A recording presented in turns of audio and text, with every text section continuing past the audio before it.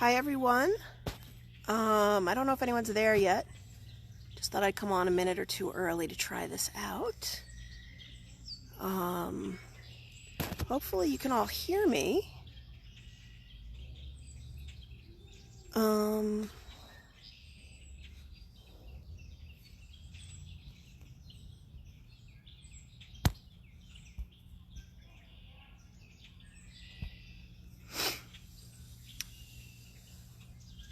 Oh, I see some familiar faces. Hi guys. Yeah, you should see my setup here. It's interesting. Can you guys hear me?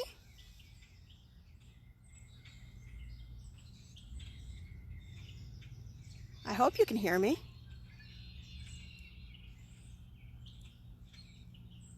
I miss you guys too. Can you guys hear me?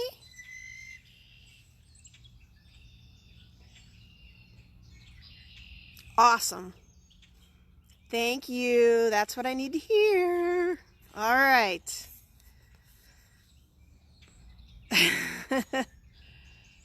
All right. Hi, everyone. All right, I'm just going to give it another maybe minute or so. Oh, all kinds of familiar faces. Yay, Zoe.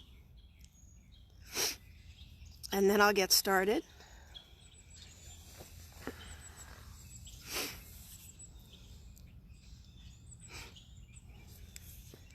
It is cold today. Hard to believe it's spring.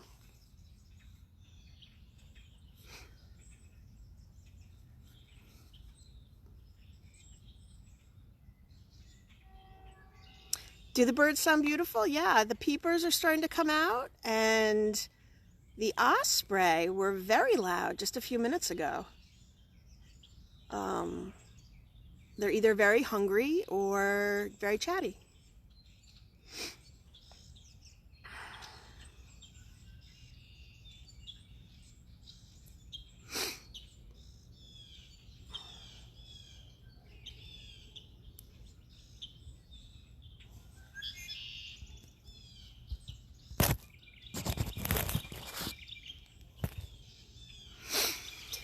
All right. I'm going to get started, and I'll check in with people as we go, see if there's any questions. But it looks like I have a lot of friends joining me, which is great. Yay! Thank you for checking in and watching.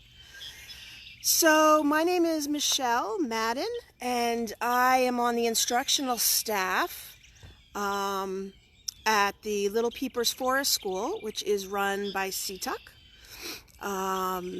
And we are housed at the South Shore Nature Center, which is in East Islip, New York.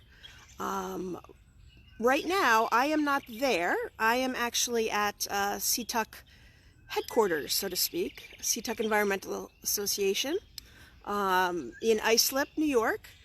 We're about midway on the island between New York City and Montauk, on the South Shore of Long Island.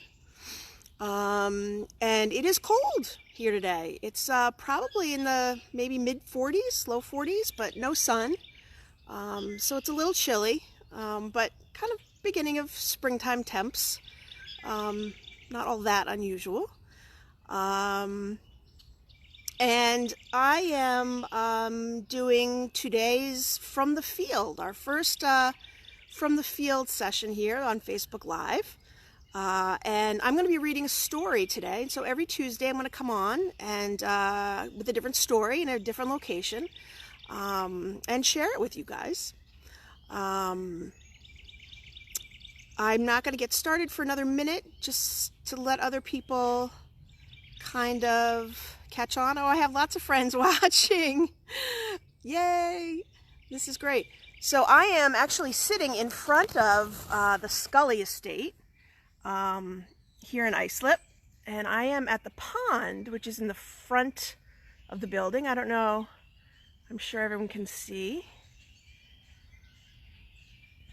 I'm sitting on a nice, comfy patch of moss.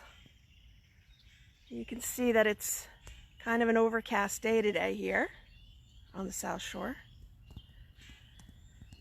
But signs of spring everywhere here. You can hear a lot of birds. We've been hearing the spring peepers here at Seatuck. Peter Walsh, our head of education, yesterday came for a walk. Just about around 3-4 o'clock they start to come out, and it's a wonderful sound to hear. Lots of spring peepers, which are little frogs. If you don't already know about them, you can check out Peter's video from yesterday, I believe. They're not out yet. I don't hear them yet, but they may come out as we move along. We'll see. Also hearing some osprey here. The osprey are back on Long Island, which is very exciting. And they were actually pretty loud just a little while ago. I think we have a new nest close to our offices here, which is really fun because normally they've been much farther out on the trails, so you have to go a little ways to catch sight of them and hear them. So anyways, so welcome. This is called From the Field, and we're going to be doing this at 2:30 every day, live on Facebook. We are trying to mix it up and do a variety of things for everyone, all ages. Yesterday, Peter was here doing a piece on the spring peepers. Last week, he was actually out at the South Shore Nature Center, where our preschool is located, looking for the osprey to see if they had come. And we'll be having other folks on staff here present a variety of things, hopefully mostly live, out in the field, hence the title. And on Tuesdays, I get the pleasure of reading a story to everybody. So I am going to get started. I picked a story today that I thought a lot of you, kids and parents actually, could relate to. This is a story called Beyond the Pond. And if some of my little peepers are out there, they may recognize this book. You may have read it before. But this book is timely in that it's about a little boy who's kind of bored, sitting at home, and decides to get outside, and tries to use his imagination to have some fun. So I think we could probably all relate to that right now. It's good to get out. And for the kids, if you can find a pond somewhere, or any body of water, a lake, an ocean, and just take a walk and kind of let your imagination take you away. It will be, it's a good thing. All right, so let's get started. So again, my name is Michelle, and I work at the Little Peepers Forest School here in Islip, New York, on the South Shore of Long Island. And welcome. So this is called Beyond the Pond by Joseph Keffler.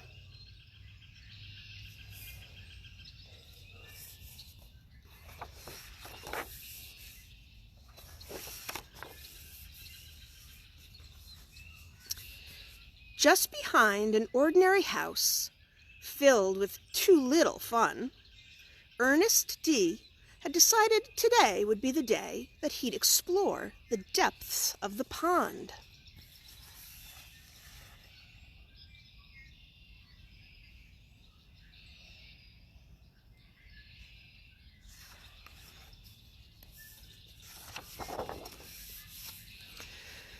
So he tried sticking a stick and dipping a hook and sinking a stone, but nothing touched.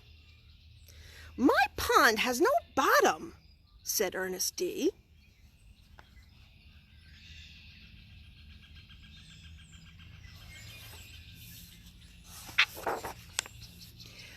"My pond goes on forever. I've always wanted to explore a pond with no bottom. Oh, how exceptional!"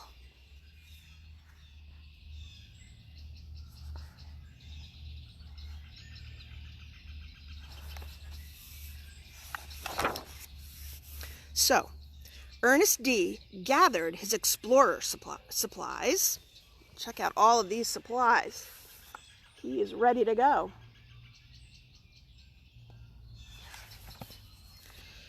Stretched 3 times and prepared to set off. "I hope they allow dogs down there," he said.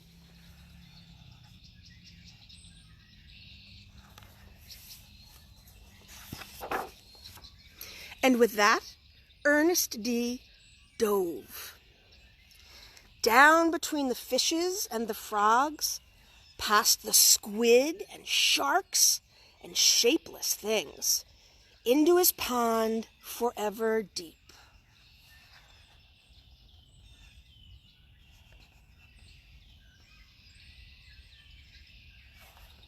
I don't know if you can see the shadows of all of the creatures he's envisioning down at the bottom of the pond. He's pretty brave, if you ask me. He dove into lightless stretches and through sunken treasures. "I think someone forgot to turn on the lights in this part of my pond," he said.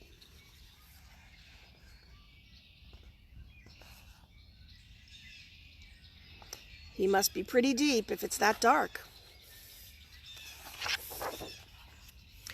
Ernest D. dove farther into his pond, farther than anyone had ever gone before, until at last he came up on the other side.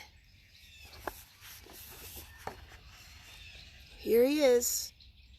He's found the other side, nice and bright, all the way up the surface of the pond. The other side of his pond was big and raucous. There's lots of things going on there. Look at this. Can you see all the things going on?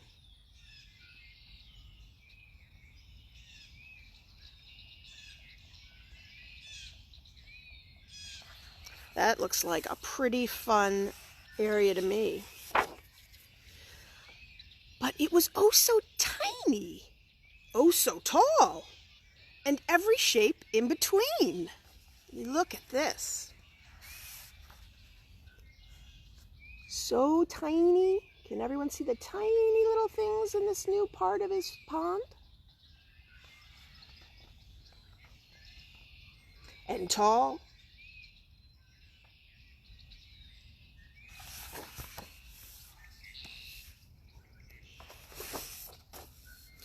Best of all, it was just for him.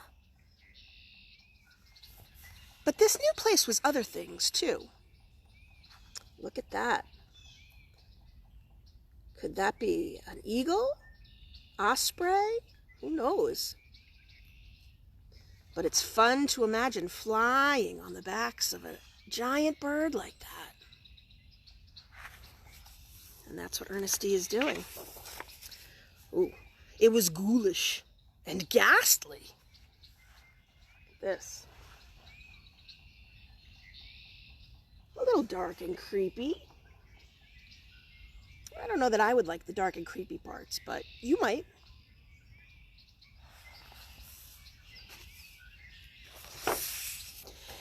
It was all things unimaginable.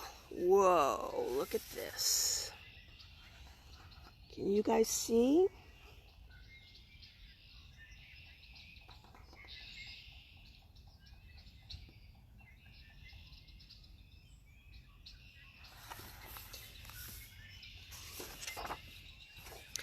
But Ernest D. was the bravest of explorers. He battled and brawled until the moon ducked low. So he has scared off that ginormous creature.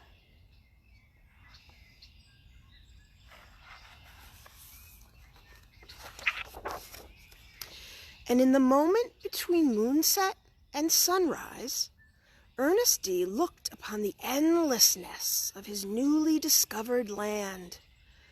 All of this was hiding in a pond, said Ernesty. How exceptional.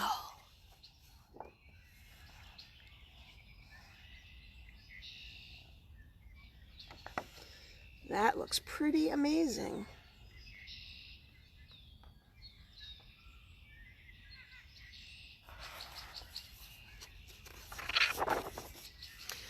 So he returned to his pond, stretched 3 times, and dove back into lightless caverns and through sunken treasures, past the squid and sharks and shapeless things, out of his pond and back into the world. And there he goes, down, down, diving deep down to get back up, and his dog is diving too.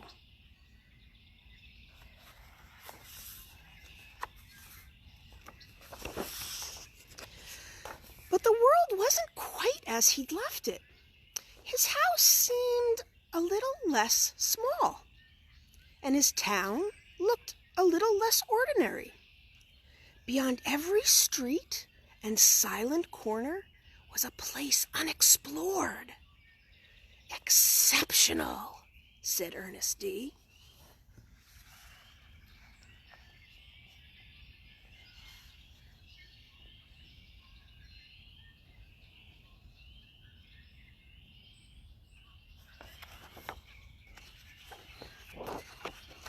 And that is the story of Beyond the Pond.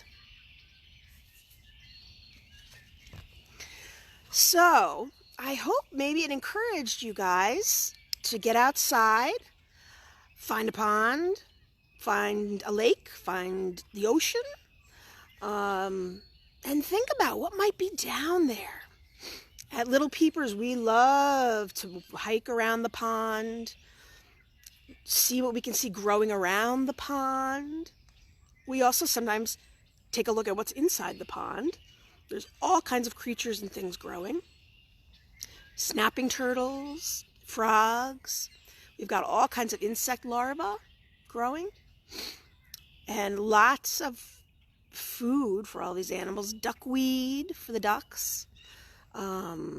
Skunk cabbage for the snapping turtles.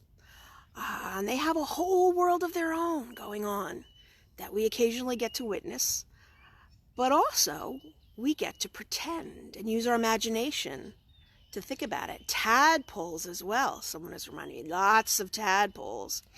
And in the summertime, we get to enjoy those tadpoles that have grown into full big frogs. So, like Ernest, I think it's a wonderful thing to get outside. And even if you don't find any creatures in particular, you can use your imagination just like Ernest did and think about all the kinds of things that might be down in that pond or what you would love to see down in that pond.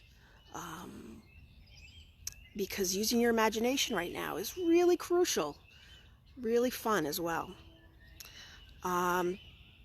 So again, my name is Michelle. I hope you enjoyed the story. And we'll be doing this every Tuesday. I will be doing this every Tuesday at 2:30 as part of the From the Field with Seatuck.